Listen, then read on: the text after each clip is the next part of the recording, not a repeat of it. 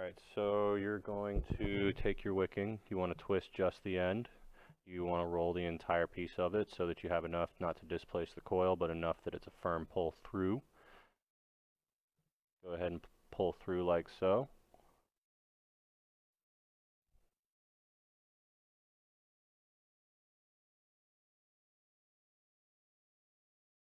Now you want enough on both ends that you're going to be able to snip a decent bit and get it bowed underneath your coil. You don't want a sloppy mess, but you would want a little bit of overlap.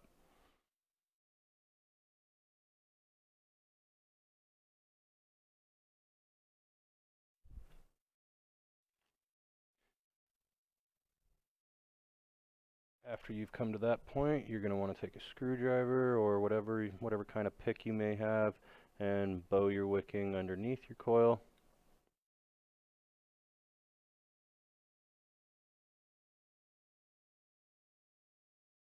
And you're going to want to take that screwdriver and go in between the coil and the deck, put a nice space between that.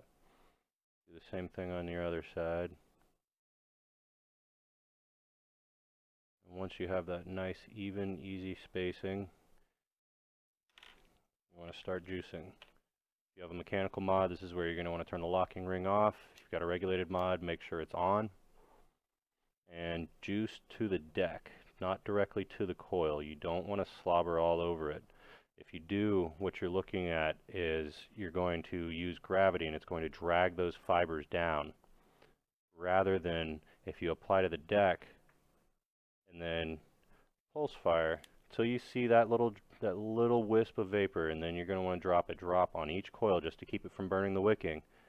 What you're doing is you're using the heat to draw the liquid up and actually line those fibers towards the coil.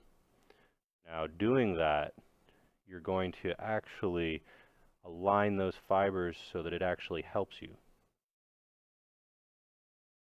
And you're going to want to keep repeating the process around the deck, one on the coil, until you have a fully saturated wick.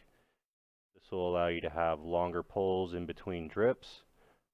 It'll allow you to have less flavor carryover between flavor transfers, and it'll actually extend the wicking lifespan of whatever material you use.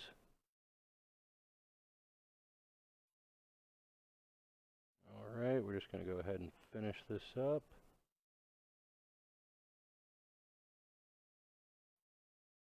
And there you go.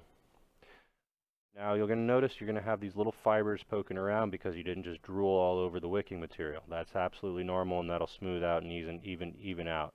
If your OCD bothers you to the point where that gets in the way of your aesthetic values, you can always go in there with a screwdriver and level things out. Alright, this is Jeff from EVaperTech, and that's how I wick and juice.